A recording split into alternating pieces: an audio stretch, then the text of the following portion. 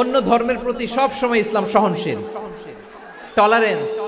যদি আপনি দেখতে চান ইসলামের নবী বিশ্ব নবীর দিকে তাকান। আমরা তো সংখ্যালঘুদের রাইটস প্রোটেক্ট করার জন্য কত আইন বানাই, কত বৈঠক করি, কত সংবাদ সম্মেলন করি। বিষ্ণু সাল্লাল্লাহু আলাইহি ওয়াসাল্লাম সংখ্যালঘুদের রাইটসের ব্যাপারে, অধিকারের ব্যাপারে যে কথা বলেছেন, শুনলে আপনি অবাক হয়ে যাবেন। আপনি নামাজি, আপনি মুসল্লি, আপনি হাজী সাহেব, তাহাজ্জুদ পড়তে পড়তে কপালে দাগ ফেলে দিছেন। আপনার প্রতিবেশী হিন্দু, ভাবছেন আমার তো পাওয়ার আছে, ওর জমিটা দখল করি। খবরদার, বিশ্বনবী বলেন কোন সংখ্যালঘুর উপর যদি কেউ আক্রমণ করে, তার প্রাপ্য তাকে না দিয়ে যদি তাকে ঠকায়, তার উপর জুলুম করে, তার সম্পদ যদি কেড়ে নেয়, আমি নবী, তুমি মুসলিম হইতে পারো, মুসল্লি হইতে পারো, তার পক্ষে তোমার বিপক্ষে আল্লাহর দরবারে বাদী হয়ে দাঁড়াবো। এখানেই শেষ নয়, বিশ্বনবী বলেন মান কাতালা মুআহাদান, বুখারীর বর্ণনা, মান কাতালা মুআহাদান লাম ইয়ারাহ রাইহাতাল জান্নাহ। অন্যায় ভাবে কোন মুসলিম যদি কোন সংখ্যালঘুরে হত্যা করে, জান্নাতে যাওয়া তো দূরের কথা, ওই মুসলিম জান্নাতের ঘ্রাণও পাবে না। যে আল্লাহ বিশ্বাস করে আর আখিরাতে বিশ্বাস করে, সেজন্য প্রতিবেশীর সাথে ভালো আচরণ করে। প্রতিবেশী আস্তিক হোক নাস্তিক হোক, প্রতিবেশী মুমিন হোক মুশরিক হোক, প্রতিবেশী হইলেই তার সাথে ভালো আচরণের দরকার আছে না নাই? আজকে যে টপিকের উপর আমি কথা বলবো, টপিকটা হচ্ছে peaceful coexistence and communal harmony, শান্তিপূর্ণ সহাবস্থান এবং সাম্প্রদায়িক সম্প্রীতি। আমাদের বাংলাদেশে সাম্প্রদায়িক সম্প্রীতি আছে না নাই? আবহমান কাল থেকে আমরা মুসলিম, হিন্দু, বৌদ্ধ, খ্রিস্টান, পাহাড়ি, নৃগোষ্ঠী মিলেমিশে একাকার, আমরা সবাই মিলে বাংলাদেশ। আমাদের পারস্পরিক সম্প্রীতি, ভালোবাসা, সৌহার্দ্যপূর্ণ আচরণ, বোঝাপড়া, এটা বেশ মজবুত। তবে মাঝে মাঝে আমাদের এই সম্প্রীতির ভেতরে অনেকে ফাটল ধরাতে চায়। আমরা যে সুখে আছি, শান্তিতে আছি, এটা অনেকের ভালো লাগে না। আমাদের মধ্যে সাম্প্রদায়িক সম্প্রীতি, সৌহার্দ্যপূর্ণ আচরণ, ভালোবাসা, এটা আবহমান কাল ধরে আছে। তার প্রমাণ, আমরা তাফসিরুল মাহফিলের আয়োজন করলে আমাদের হিন্দু ভাইরা ডিস্টার্ব করে না, ঠিক কিনা? এবং আমি যদি বলি হাত তোলেন, হিন্দু ধর্মের কারা কারা এসেছেন, কত শত কত হাজার যে হাত উঠবে, আপনি অবাক হয়ে যাবেন। আমি চাচ্ছি না হাত উঠাতে। So it's our responsibility to present our religion to our non-Muslim brothers and sisters. আমাদের অমুসলিম ভাই বোনদের কাছে ইসলামের সৌন্দর্য তুলে ধরা, এটা আমাদের দায়িত্ব। We all are the ambassador of Islam. আমরা প্রত্যেকে দায়িত্বশীল, আমরা প্রত্যেকে এক একজন ইসলামের অ্যাম্বাসেডর। আলহামদুলিল্লাহ বলেন। সো আমরা যেন ইসলামের বিউটিটাকে তুলে ধরতে পারি এবং এই যে সম্প্রীতি, এটাকে যেন আমরা অটুট রাখতে পারি। আদতে বাংলাদেশের ইতিহাস বলে আমাদের দেশে কোনো দাঙ্গা নাই, আছে? আমরা ভাই ভাই, আওয়াজ করে বলুন তো আমরা কি ভাই ভাই।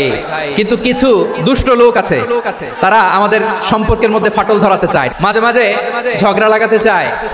দেখবেন পত্রপত্রিকায় দেখা যায় বিভিন্ন ধর্মীয় উপাসনালয়গুলোতে হামলা চালানো হয়। এগুলো রাজনৈতিক উদ্দেশ্য প্রণোদিত, এগুলোর সাথে ইসলামের কোনো সম্পর্ক নাই। এই জন্য এই দুর্বৃত্তদের ব্যাপারে আমাদের সাবধান থাকতে হবে, আমরা সংঘবদ্ধ থাকবো। এই যে আমাদের পিসফুল কোএক্সিস্টেন্স, শান্তিপূর্ণ সহাবস্থান। যেদিন হিন্দুদের পূজা অনুষ্ঠান, আমরা ওই দিন তাফসির মাহফিল করি না, ঠিক কিনা বলেন? যেদিন আমাদের তাফসিরুল কোরআনের প্রোগ্রাম, ওই দিন আমাদের হিন্দু ভাইরা ডিস্টার্ব করে না। সুবহানাল্লাহ। হিন্দুদের পূজা অনুষ্ঠানে আইন শৃঙ্খলা বাহিনীর পাশাপাশি মাদ্রাসার ছাত্ররা যে সেখানে পাহারা দেয়। গোটা পৃথিবীতে এই দৃষ্টান্ত আপনি পাবেন। মাদ্রাসার ছাত্ররা, তারা তো কোরআনের ধারক, তারা হাদিসের ধারক, তারা কেন মন্দির পাহারা দিবে? এই সম্প্রীতিকে ধরে রাখার জন্য, এই সৌহার্দ্যকে ধরে রাখার জন্য, আমাদের পারস্পরিক ভালোবাসাকে অটুট রাখার জন্য। এখন বলেন, আমাদের এই ভালোবাসা অটুট থাক, আমরা চাই কি চাই না? আল্লাহ এই দেশকে তুমি বরকতময় করো, বাংলাদেশকে তুমি শান্তিময় করো। প্রিয় ভাইরা, আমি বলেছিলাম আমার আলোচনার বিষয় হচ্ছে শান্তিপূর্ণ সহাবস্থান, সাম্প্রদায়িক সম্প্রীতি। আমরা দেখব ইসলাম আমাদেরকে কি কি দিক নির্দেশনা দেয়। আল্লাহ রাব্বুল ইজ্জা ওয়াল জালাল তিনি ইরশাদ করছেন, ওয়ালা তাসুবুল্লাযীনা ইয়াদউনা মিন দুনিল্লাহি ফায়াসুবুল্লাহা আদওয়ান বিগাইরি ইলম কাযালিকা যায়্যান্না লিকুল্লি উম্মাতিন আমালাহুম সুম্মা ইলা রাব্বিহিম মারজিউহুম ফায়ুনাব্বিউহুম বিমা কানু ইয়ামালুন। রব্বুল আলামিন বলেন, গোলাম, ও আমার ইমানদার বান্দারা, শোনো শোনো, লা তাসুবুল্লাযীনা ইয়াদউনা মিন দুনিল্লাহ ফায়াসুবুল্লাহা আদওয়ান বিগাইরি ইলম। ও আমার বিশ্বাসী বান্দারা, যারা আল্লাহকে ব্যতি রেখে দেব দেবীর পূজা করে তোমরা খবরদার তাদের গালি দিও না। যদি ওই দেবতাদেরকে গালি দাও তাহলে ভুলবশত শত্রুতাবশত তারা তোমাদের রব আল্লাহকে গালি দেবে। ঠিক কি না? তোমরা যদি তাদের দেবতাদের গালি দাও ওরা রেগে তোমার আল্লাহরে গালি দিবে, তাহলে আল্লাহরে গালি খাওয়ানোর কারণ হয়ে গেলাম আমি। রব্বুল আলামিন বলেন খবরদার দেবতাদেরকে গালি দিও না, তাহলে ওরা তোমার রব আল্লাহরে গালি দেবে। প্রতিটি জাতির জন্য তাদের কাজকে আমি আল্লাহ সুশোভিত করে রেখেছি, তারা সবাই একদিন আমার কাছেই ফিরে আসবে। এরপর আমি রব্বুল আলামিন তাদের আমলনামা তাদেরকে জানিয়ে দেব। সুবহানাল্লাহ পড়ে। তাহলে প্রিয় ভাইরা, ইসলাম আমাদেরকে শিখায় সূরাতুল আনআমের 108 নম্বর আয়াত থেকে আমরা বুঝলাম কোন ধর্মকে ছোট করা যাবে না। অন্য ধর্মকে ছোট করা মানে ইসলামকে ছোট করা। আর অন্য ধর্মের দেবতাকে যদি আপনি গালি দেন ওরা ইসলাম থেকে দূরে সরে যাবে। যাও ইসলামের প্রতি আকৃষ্ট হয়েছিল আর কোনোদিন ইসলামের ধারে কাছে আসবে না। আওয়াজ করে বলেন ঠিক কিনা? এজন্য কোনোদিন অন্য ধর্মের দেবতাদেরকে গালি দেওয়া যাবে না। অন্য ধর্মের কোনো দেবতাদেরকে আমরা গালি দিব না, বরং ইসলামের দ্য বিউটি অফ ইসলাম, ইসলামের সৌন্দর্যকে আমরা তুলে ধরব। আমরা যদি বিশ্বনবী সাল্লাল্লাহু আলাইহি ওয়াসাল্লামের জীবনের দিকে তাকাই তাহলে আমি দেখব বিষ্ণু ইসা ইসলাম মক্কাতে কিংবা মদিনাতে অন্য ধর্মের লোকদের সাথে খুব পিসফুলি লাইফ লিড করেছেন। হোক মুশরিক, হোক খ্রিস্টান, হোক ইহুদি, বিশ্বনবী সবার সাথে মিলেমিশে ছিলেন। আলহামদুলিল্লাহ বলেন। ইসলাম হচ্ছে পিসফুল রিলিজিয়ন। অন্য ধর্মের প্রতি সহনশীলতার সবক ইসলাম আমাদেরকে দেয়। কিন্তু প্রতিটি মুসলিমের এটা মনে রাখতে হবে আল্লাহর কাছে পছন্দনীয় গ্রহণযোগ্য ধর্ম জীবনাদর্শ একটি, সেটা হচ্ছে ইসলাম। এজন্য রব্বুল আলামিন বলেন ইন্নাদ-দীনা ইনদাল্লাহিল ইসলাম, আল্লাহর কাছে মনোনীত গ্রহণযোগ্য অ্যাকসেপ্টেড ধর্ম মতাদর্শ একটা, সেটা হলো ইসলাম। ইসলাম ছাড়া অন্য কোনো ধর্ম যদি কেউ তালাশ করে তার ওই ধর্ম আল্লাহ গ্রহণ করবে না। ওমাইয়াবতাগি গায়রাল ইসলামি দীনান ফালাই ইউকবালা মিন ওয়া হুয়া ফিল আখিরাতি মিনাল খাসিরিন।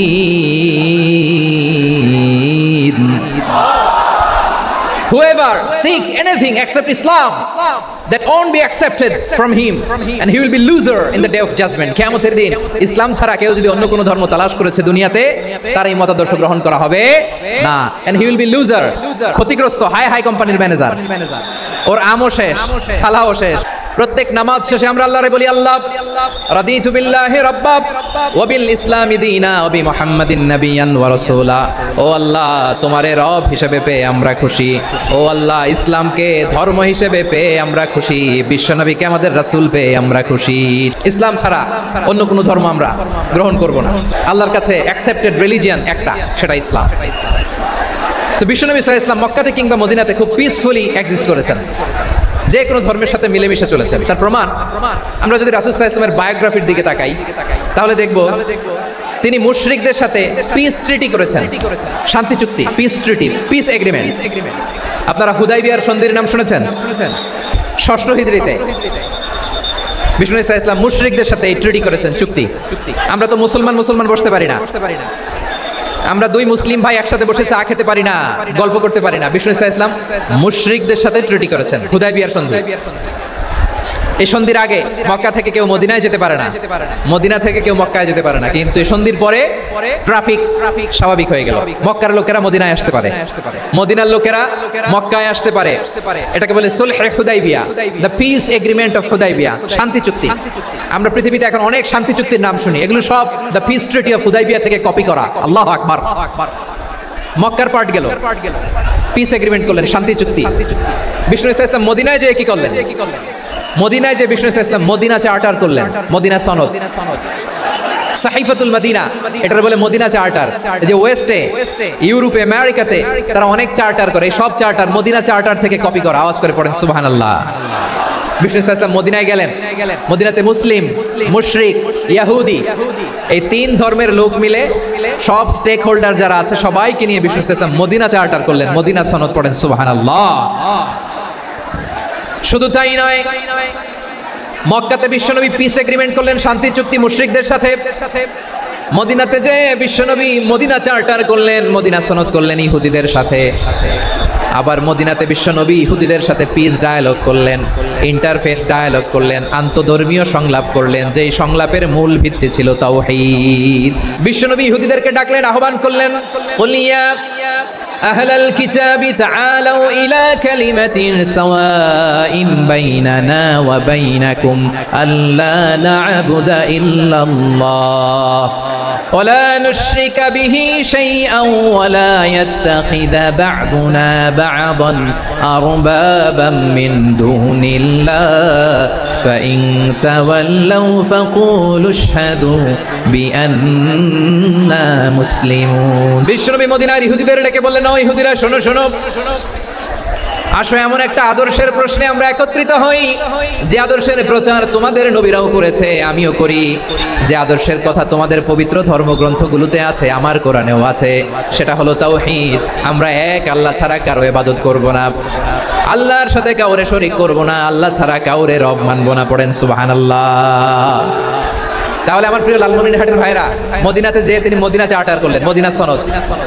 পিস ডায়ালগ করলেন শান্তির সংলাপ ইন্টারফেথ ডায়ালগ করলেন আন্তঃধর্মীয় সংলাপ যার ভিত্তি ছিল তাওহীদ তাহলে অন্য ধর্মের প্রতি সব সময় ইসলাম সহনশীল টলারেন্স যদি আপনি দেখতে চান ইসলামের নবী বিশ্ব নবীর দিকে তাকান ঠিক কিনা বলেন আমরা তো সংখ্যালঘুদের রাইটস প্রোটেক্ট করার জন্য কত আইন বানাই কত বৈঠক করি কত সংবাদ সম্মেলন করি বিশ্বনবী সাল্লাল্লাহু আলাইহি ওয়াসাল্লাম সংখ্যালঘুদের রাইটসের ব্যাপারে অধিকারের ব্যাপারে যে কথা বলেছেন শুনলে আপনি অবাক হয়ে যাবেন বিশ্বনবী বলেন আলা মান যালামা মুআহাদান আও ইনতাকাসাহু আও কাল্লাফাহু ফাওকা তাআতিহি আও আখাযা মিনহু শাইআন বিগাইরি তিবি নাফসিন ওয়া আনা হাজিজুহু ইয়াউমাল কিয়ামা খবরদার জেনে রাখো কেউ যদি কোনো সংখ্যালঘুর উপরে অত্যাচার করে কোন সংখ্যালঘুর প্রাপ্য থেকে যদি কেউ কাউকে ঠকায় সংখ্যালঘুর উপর যদি কেউ কষ্ট দেয় কোন সংখ্যালঘুর সম্পদ যদি কেউ জোর করে কেড়ে নেয় আমি কিয়ামতের দিন বিশ্বনবী ওই সংখ্যালঘুর পক্ষে আর ওই মুসলমানদের বিপক্ষে বাদী হয়ে দাঁড়াবো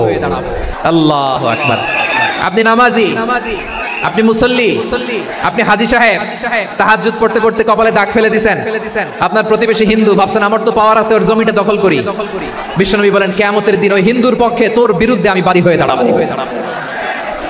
পৃথিবীর কোন ধর্মে এরকম স্টেটমেন্ট পাবেন আপনি ভাবছেন আপনি নামাজ পড়লে হাজী সাহেব কপালে দাগ ফেলায় দিলে আপনি সেলসালায়ে জান্নাতে চলে যাবেন না খবরদার বিশ্বনবী বলেন কোন সংখ্যালঘুর উপর যদি কেউ আক্রমণ করে তার প্রাপ্য তাকে না দিয়ে যদি তাকে ঠকায় তার উপর জুলুম করে তার সম্পদ যদি কেড়ে নেয় আমি নবী তুমি মুসলিম হইতে পারো মুসল্লি হইতে পারো তার পক্ষে তোমার বিপক্ষে আল্লাহর দরবারে বাদী হয়ে দাঁড়াবো যে নবীর সুপারিশ ছাড়া জান্নাতের গেটও দেখা যাবে না ওই নবী যদি বলে তোর বিপক্ষে আমি বাদী হয়ে দাঁড়াবো ওই জান্নাতে আর ঢোকার কোনো সুযোগ আমাদের থাকবে এখানেই শেষ নয় বিশ্বনবী বলেন মান কাতালা মুআহাদান বুখারীর বর্ণনা মান কাতালা মুআহাদান লাম ইয়ারাহ রাইহাতাল জান্নাহ কেউ যদি কোন মুসলিম যদি অন্যায়ভাবে কোন সংখ্যালঘুকে হত্যা করে কোন হিন্দুকে হত্যা করে কোন বৌদ্ধরে হত্যা করে অন্যায়ভাবে কোন মুসলিম যদি কোন সংখ্যালঘুরে হত্যা করে জান্নাতে যাওয়া তো দূরের কথা ওই মুসলিম জান্নাতের ঘ্রাণও পাবে না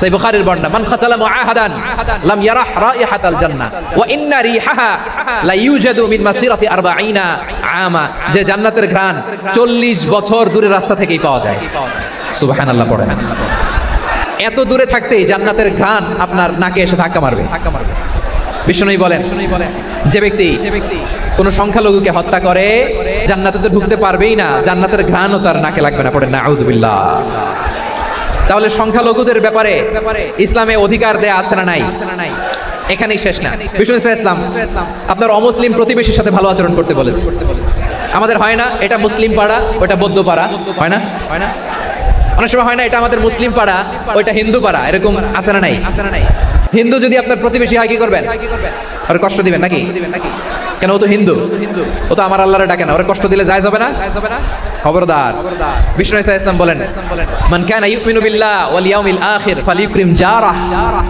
যে আল্লাহ বিশ্বাস করে আর আখিরাতে বিশ্বাস করে সেজন্য প্রতিবেশীর সাথে ভালো আচরণ করে সুবহানাল্লাহ কলিজা জুড়ায় যায় না আমার নবীর কথাগুলো শুনলে যে আল্লাহ বিশ্বাস করে যে আখিরাতে বিশ্বাস করে সেজন্য প্রতিবেশীর সাথে ভালো আচরণ করে এখানে বলছে মুসলিম প্রতিবেশী বলছে নামাজি প্রতিবেশী বলছে আল্লাহওয়ালা প্রতিবেশী বলছে না প্রতিবেশী আস্তিক হোক নাস্তিক হোক প্রতিবেশী মুমিন হোক মুশরিক হোক প্রতিবেশী হইলেই তার সাথে ভালো আচরণের দরকার আছে না নাই বিষ্ণু ঈসা ইসলাম ওনার ইহুদি প্রতিবেশীর বাসায় যেতেন কোন প্রতিবেশী ইহুদি এক ইহুদি কিশোর বিষ্ণু ঈসা ইসলামের খেদমত করতে ইহুদি ছেলে আমার নবীর খেদমত করতো, তারা ছিল নবীর প্রতিবেশী।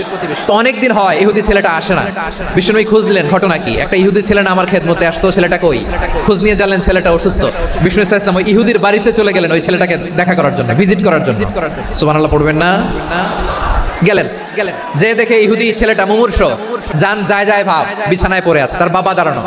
বিশ্বনবী তার মাথার পাশে বসলেন, মাথায় হাত বুলিয়ে দিলেন আর ছেলেটাকে বললেন আসলিম, হে ইহুদি ছেলে আসলিম, ইসলাম ধর্ম গ্রহণ করো। তো ছোট্ট ছেলে ভাবে আমরা ইহুদি, এখন ইসলাম ধর্ম গ্রহণ করলে আব্বা যদি বকা দেয়, ফানাযারা ইলা ওয়াজহি আবি, ছেলেটা তার বাবার চেহারার দিকে তাকালো, দেখে আব্বা কি কয়। আব্বা যদি বলে তাইলে ইসলাম ধর্ম গ্রহণ করবো।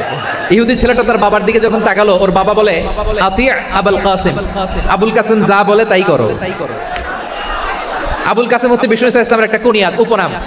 আমার রাসূলের বড় ছেলের নাম ছিল কাসেম। যেমন দেখবেন আমাদের এলাকায় কারো ছেলের বড় ছেলের নাম যদি হয় আব্দুল্লাহ, এরা আব্দুল্লাহর বাপ বলে ডাকে। কারো বড় মেয়ের নাম যদি হয় ফাতেমা, এরা কি ডাকে? ফাতেমার বাপ বলে না? তো বিষ্ণু ইসলামের বড় ছেলের নাম ছিল কাসেম। ইহুদি বাবা বলল আতি আবুল কাসেম, আবুল কাসেম যা বলে তাই শোনো, মানে মুহাম্মদ যা বলে তাই শোনো। এই কথা শুনে ছেলে সাহস পাইছে, ছেলে আবার পড়তে আরম্ভ করলো আশহাদু আল্লা ইলাহা ইল্লাল্লাহ ওয়া আশহাদু আন্না মুহাম্মাদার রাসূলুল্লাহ, পড়েন আল্লাহু আকবার। বিশ্বনবীর আহ্বান শুনে ওই আহ্বানে সাড়া দিয়ে ইহুদি ছেলে শাহাদা পড়ে মুসলমান হয়ে গেল। তার হৃদয়টার ঈমানের নূর দিয়ে আলোকিত করে দিল কে? প্রিয় ভাইরা, এবার রাসূল সাল্লাল্লাহু আলাইহি ওয়াসাল্লাম বের হয়ে আসলেন ঘর থেকে আর বললেন আলহামদুলিল্লাহিল্লাযী আনকাযাহু মিনান নার, প্রশংসা সে আল্লাহর যে আল্লাহ জাহান্নামে চলে যাচ্ছিল প্রায় এমন একটা লোককে মুহূর্তের মধ্যে কালিমায়ে শাহাদাতের বদৌলতে জান্নাতি বানায় দিলেন। আওয়াজ করে পড়েন সুবহানাল্লাহ। এই হাদিস থেকে আমরা কি শিখলাম? What is the moral of the story? এক নম্বর স্টোরি হলো প্রতিবেশী ইহুদি হোক হিন্দু হোক, যাবেন, সুসম্পর্ক রাখবেন, উপহার দিবেন, বিপদে পাশে দাঁড়াবেন, তাইলেই তো আপনাদের প্রতি, মুসলমানদের প্রতি তারা আকৃষ্ট হবে। ঠিক কিনা বলেন? আপনি যদি হিন্দুদের সাথে বৌদ্ধদের সাথে নাই মিশেন, নাস্তিকের কাছে নাই যান, তো ইসলামের সৌন্দর্যটা ওরা বুঝবে কেমনে? আমার অনেক হিন্দু পরিচিত ভাই আছে, ওরা আমাদের ইফতারির প্রোগ্রামে এসে একসাথে ইফতারি করে। অনেক মদখোর আমার সাথে বসে একসাথে ডিনার করে, হাফ প্যান্ট পরা, গলায় স্বর্ণের চেইন, হাতে স্বর্ণের ব্রেসলেট, আইসা আমার সাথে ডিনার করছে। আছে এরকম গাঁজাখোর। আমি বলে আসো, welcome, welcome to my dinner, আসো বসো।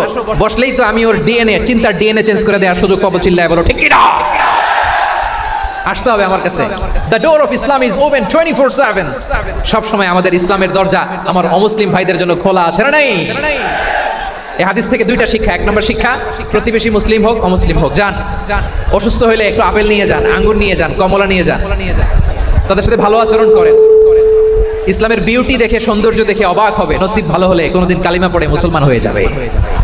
তাহলে অমুসলিমের সাথে ভালো সম্পর্ক। বিশ্বনবী ইহুদির বাড়িতে গেলেন, ইহুদির বাড়ি, আর আমার মুসলমান ভাই আমার কাফের বলে, এরকম আছে না নাই? মুসলিমরা দেখতে পারে না, সহ্য করতে পারে। বিষ্ণু ইসলাম ইহুদির বাড়িতে গেলেন, এটা একটা শিক্ষা। দুই নম্বর শিক্ষা হলো বিষ্ণু ইসলামের খাদেম ছিল ইহুদি। এতদিন খেদমত করলো, একদিনও বিশ্বনবী ওর কালিমার দাওয়াত দেয় নাই। কারণ কি? বিশ্বনবী একটা ভালো সময়ের অপেক্ষা করতেছিলেন, প্রপার টাইমিং। দাঈর কাজ হচ্ছে দাঈ ইলাল্লাহ, সে হচ্ছে সুযোগ সন্ধানী। দাঈ সুযোগ খোঁজে, কখন দাওয়া দিলে ব্যাটে বলে হবে, ঝোপ বুঝে কোপ মারে। ঠিক কিনা বলেন? বিষ্ণু ইসলাম ভালো সময়ের অপেক্ষা করতেছিলেন, দেখি ভালো সময় আসুক আসুক আসুক আসুক। আস্তে আস্তে এমন সময় আসছে, ছেলে এবার মুমূর্ষ। অসুস্থ ব্যক্তির হৃদয় অত্যন্ত নরম থাকে। হসপিটালে যখন কেউ যায় তার হৃদয়টা বড্ড নরম থাকে, মৃত্যুর ভয়ে তার অন্তরটা নরম থাকে। ঠিক কিনা বলেন? এই প্রপার টাইমিং এর অপেক্ষা করতেছিলেন। যখনই টাইমিং পেয়েছেন দাওয়াত দিলেন, পড়ো লা ইলাহা ইল্লাল্লাহ, সুবহানাল্লাহ পড়েন সবাই। তাহলে ইসলাম অমুসলিম প্রতিবেশীর সাথে ভালো আচরণ করতে বলে। ইসলাম অমুসলিম মাতা পিতার সাথেও ভালো আচরণ করতে পারে। মাতা পিতা যদি অমুসলিম হয় তারা ফেলে দিতে পারবেন? অনেক হিন্দু ছেলে আমাদের হাতে শাহাদা পড়ে মুসলিম হয়, কিন্তু ওর মা মুসলমান হয় নাই, বাবাও হয় নাই। এরকম আছে না নাই? তো ও হয়েছে মুসলিম, মা বাপ হিন্দু, এখন মা বাপ কি বাদ? হ্যাঁ, মা বাপ বাদ দেয়া যাবে?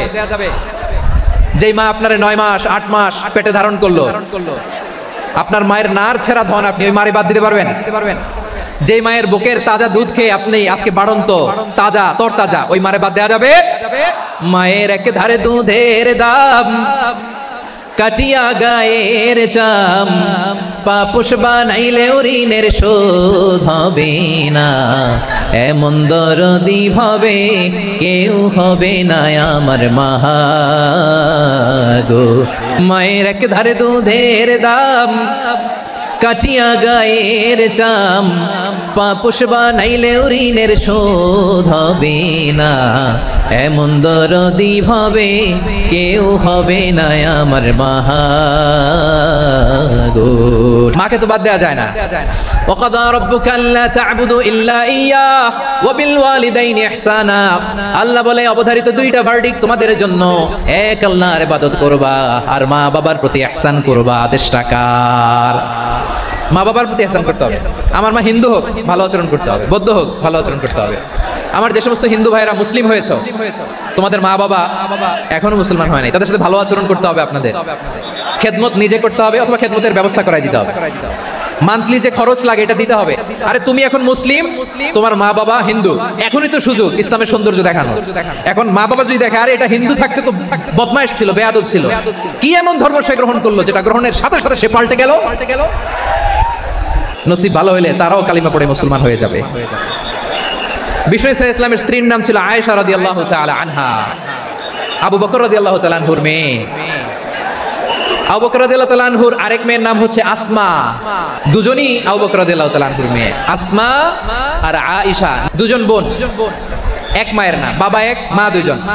আয়েশা রাদিয়াল্লাহু তাআলা আনহার মায়ের নাম উম্মে রুমান আর আসমা রাদিয়াল্লাহু তাআলা আনহার মায়ের নাম কুতাইলা বিনতে আব্দুল উজ্জা।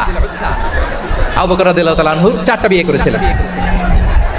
একই ঘটনা ঘটেছে এই ফ্যামিলিতে। আসমা ইসলাম ধর্ম গ্রহণ করে মুসলিমা, কিন্তু তার মা কুতাইলা মুশরিকা।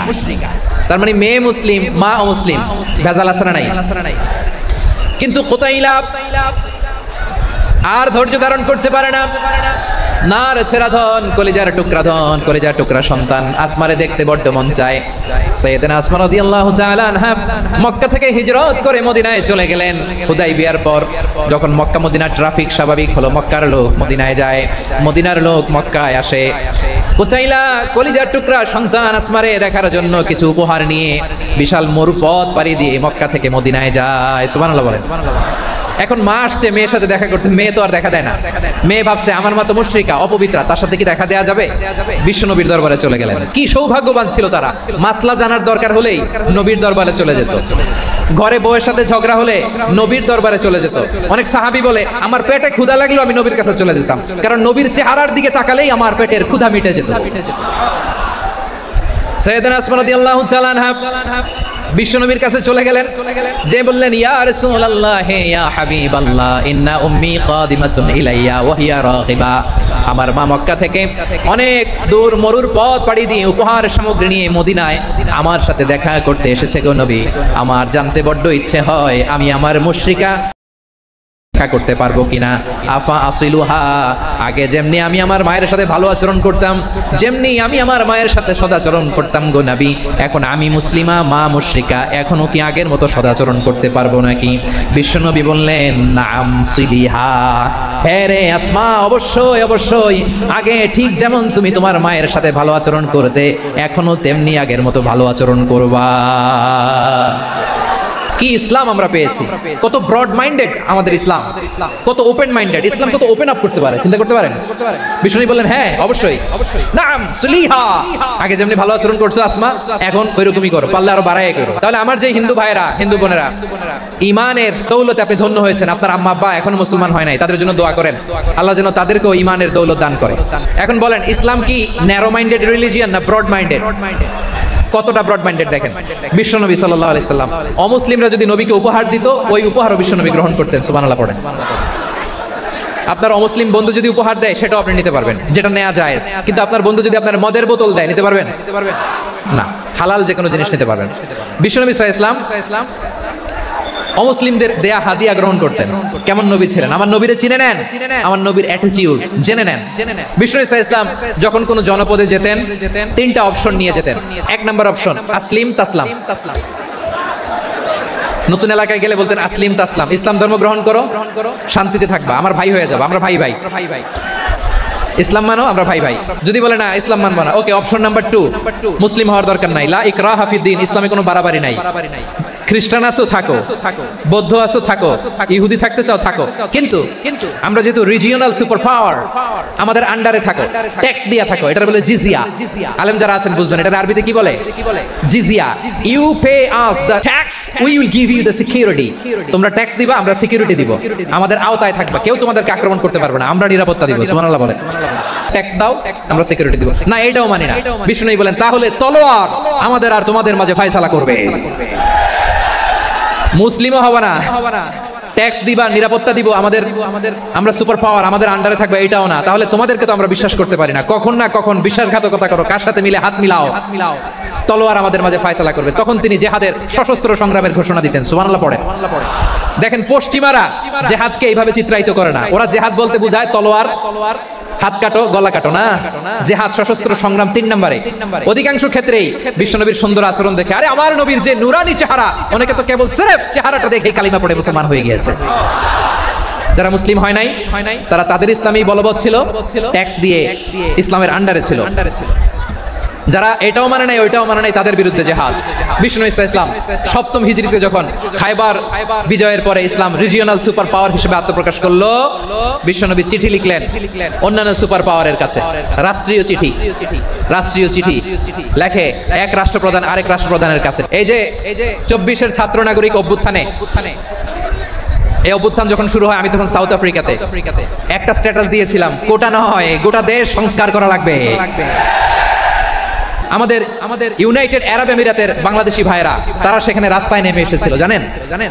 ওইখানে ডেমনস্ট্রেশন করা যায় না, সেখানকার সরকার তাদেরকে যাবজ্জীবন দিয়েছিল। তখন আমাদের এই যে প্রধান উপদেষ্টা ডক্টর মোহাম্মদ ইউনূস সরাসরি G2G বলে, এটারে G2G, government to government, G2G, উনি চিঠি লিখলেন যে তাদেরকে, ইউর হাইনেস, হে সম্মানিত আমির, আপনি আমার এই চিঠির কারণে আমার সম্মানে এই 53 জন বাংলাদেশিকে মাফ করে দেন। এই চিঠির বদৌলতে বেকসুর খালাস পেয়ে গিয়েছিল আমাদের ভাইরা, জানেন না এই ঘটনা আপনারা? তাহলে গভর্নমেন্ট টু গভর্নমেন্ট চিঠি দেওয়া হয়। 7ম হিজরিতে বিষ্ণু ইসলাম সব সুপার পাওয়ারের কাছে চিঠি দিলেন, রোমান সম্রাটের কাছে, পারস্য অধিপতির কাছে, মিশরের অধিপতির কাছে, সবার কাছে চিঠি লিখলেন।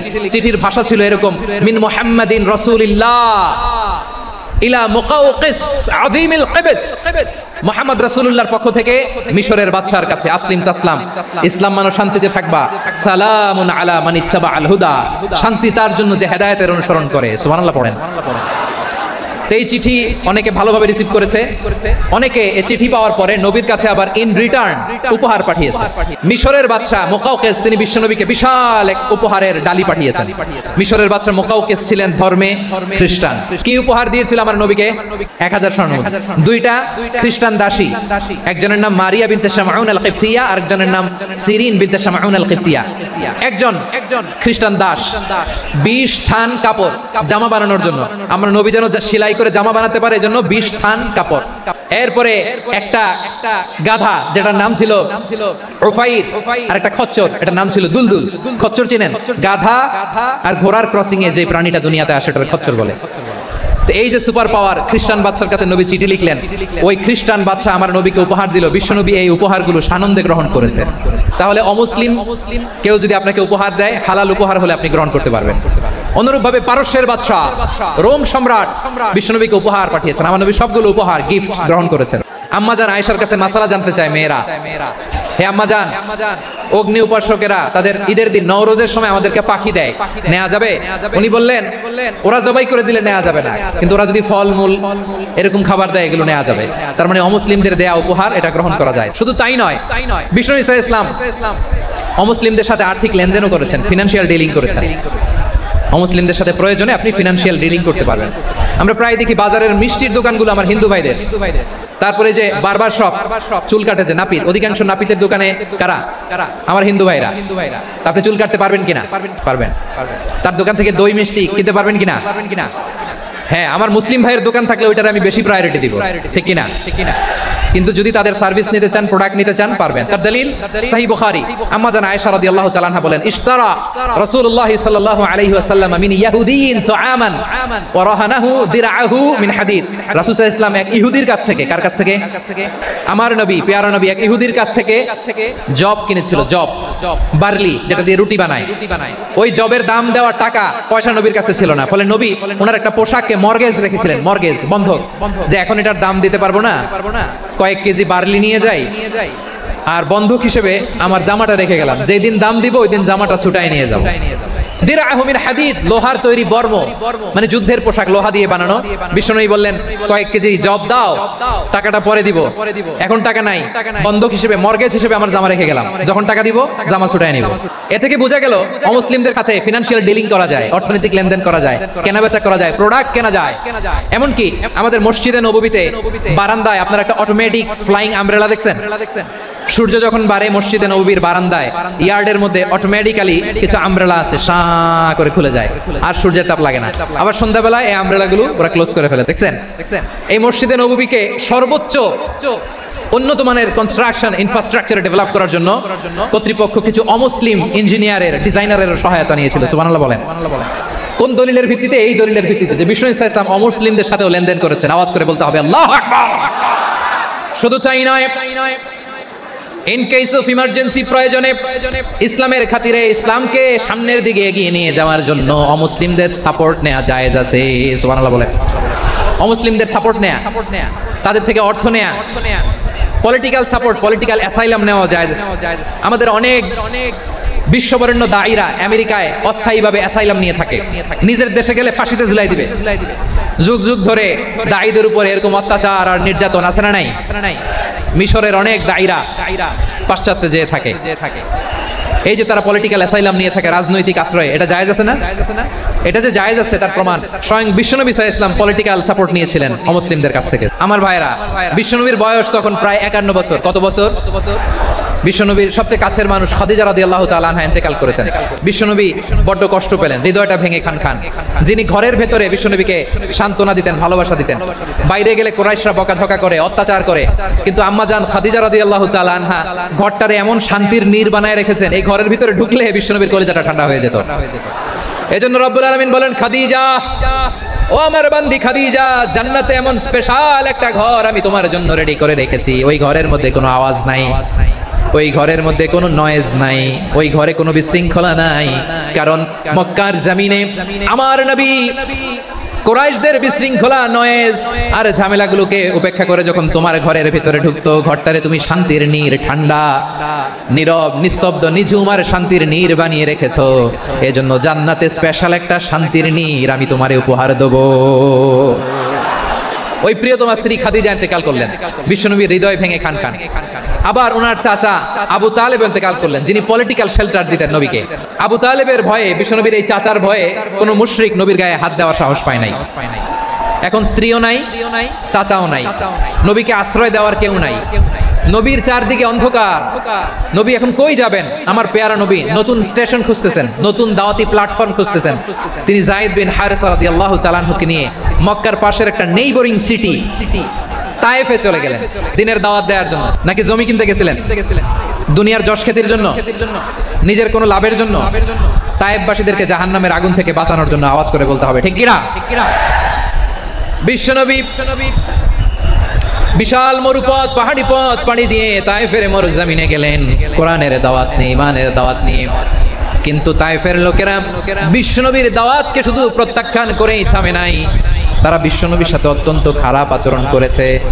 বিশ্বনবীকে শারীরিকভাবে হেনস্থা করেছে, আমার নবীকে শারীরিকভাবে অত্যাচার করেছে, আমার পেয়ারা নবীর গায়ে পাথর মেরেছে, বিশ্বনবীর গা বেয়ে ঝরঝর করে রক্ত ঝরেছে, নবী জামিনের মধ্যে লুটিয়ে পড়েছেন, আবার মেরেছে, আবার নবী হাঁটতে শুরু করলেন, পেছন থেকে আবার মেরেছে, আবার নবী রক্তাক্ত হয়ে জামিনের মধ্যে লুটিয়ে পড়লেন, আবার মেরেছে।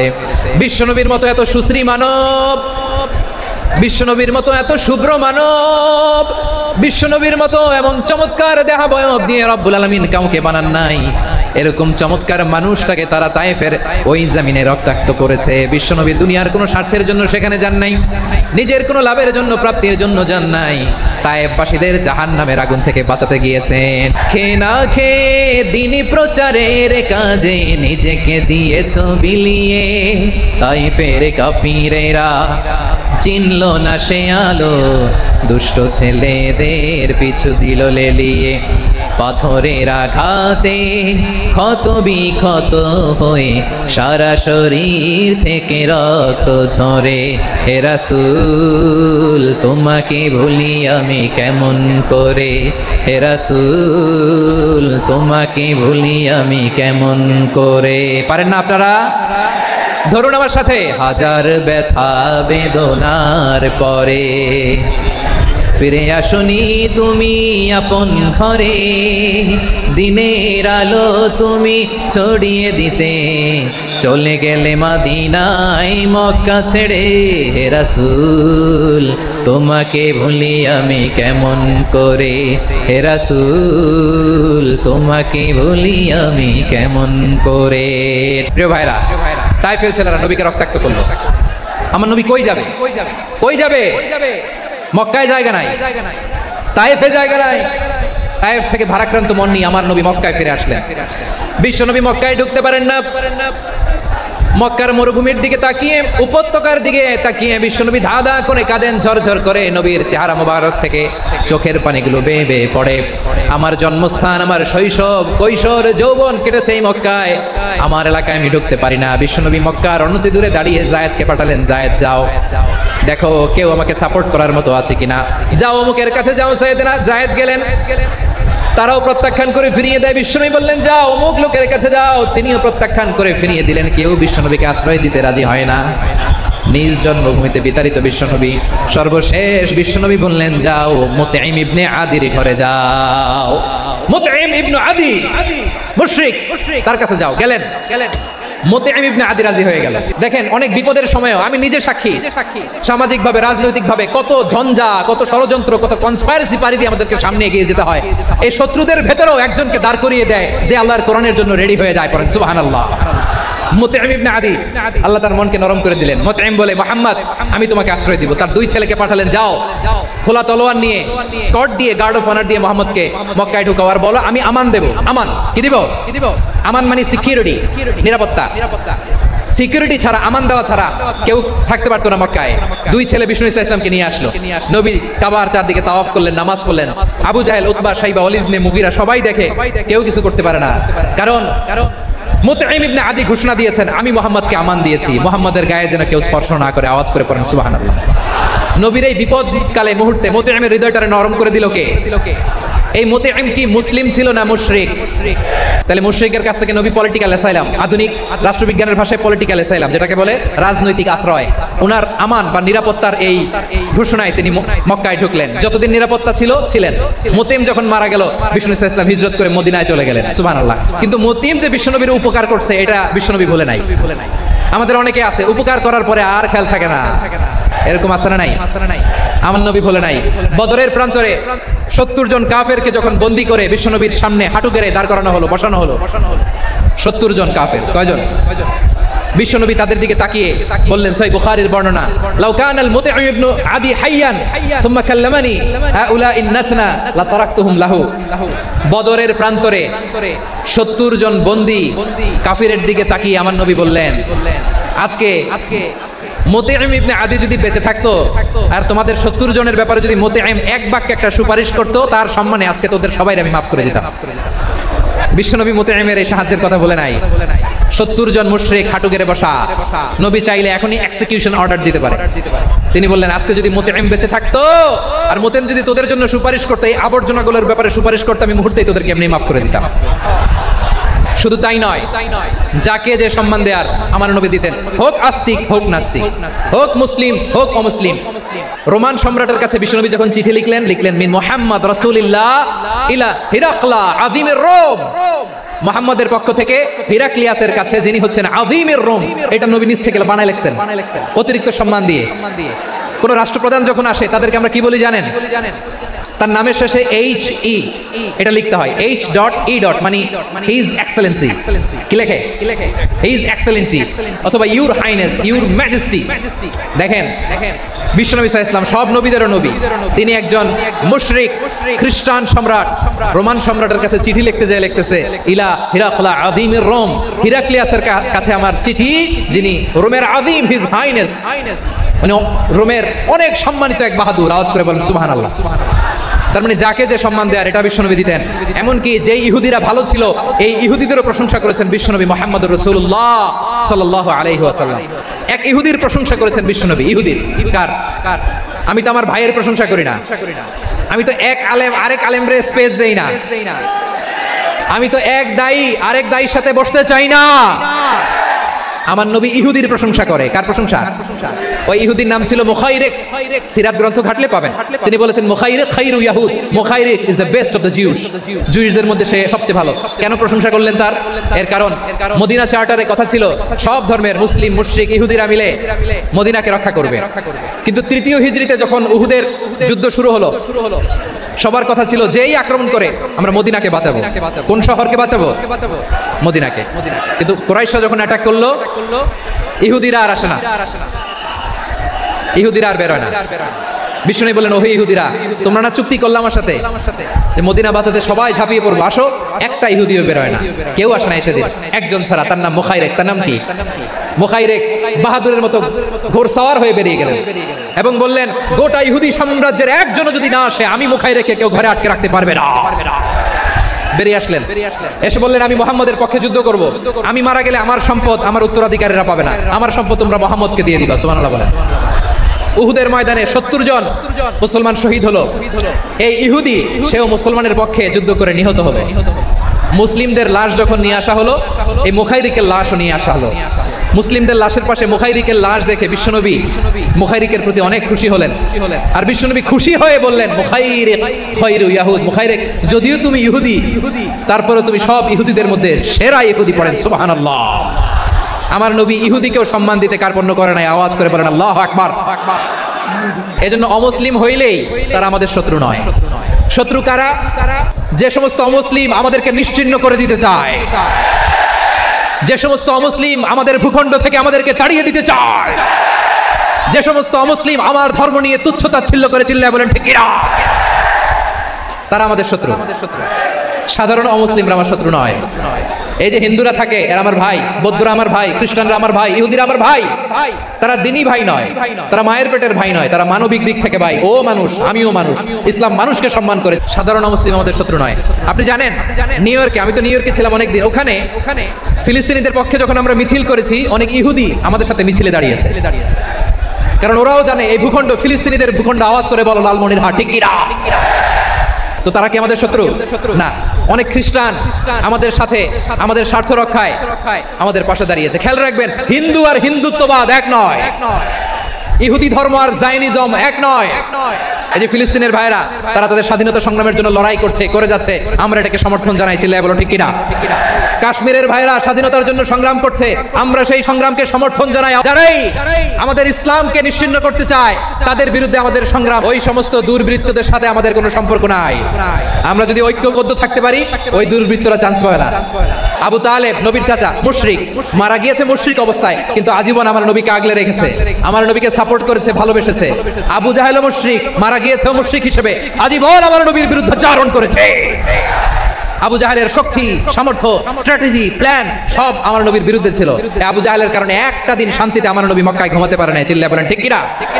এজন্য রাব্বুল আলামিন বলেন লা ইয়ানহাকুমুল্লাহু আনিল্লাযীনা লাম ইউকাতিলুকুম ফিদ-দীনি ওয়া লাম ইখরিজুকুম মিন দিয়ারিকুম আন তাবাররুহুম ওয়া তুকসিতু ইলাইহিম ইন্নাল্লাহা ইউহিব্বুল মুকসিতিন।